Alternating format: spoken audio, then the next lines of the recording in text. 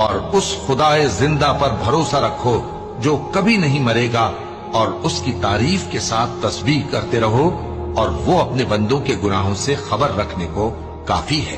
وہی جس نے آسمانوں اور زمین کو اور جو کچھ ان دونوں کے درمیان ہے 6 دن میں پیدا کیا، پھر عرش پر جلوہ افروز ہوا۔ وہ جو رحمان یعنی بڑا مہربان ہے، تو اس کا حال کسی باخبر سے دریافت کر لو۔ اور جب ان کفار سے کہا جاتا ہے کہ رحمان کو سجدہ کرو، تو کہتے ہیں اور رحمان کیا ہوتا ہے؟ کیا جس کے لیے تم ہم سے کہتے ہو ہم اس کے آگے سجدہ کریں؟ اور وہ اس بات سے اور بدکتے ہیں۔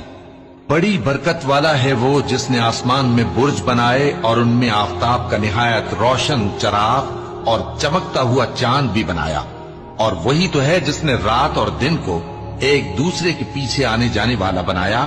یہ باتیں اس شخص کے لیے جو غور کرنا چاہے یا شکر گزاری کا ارادہ کرے، سوچنے اور سمجھنے کی ہیں۔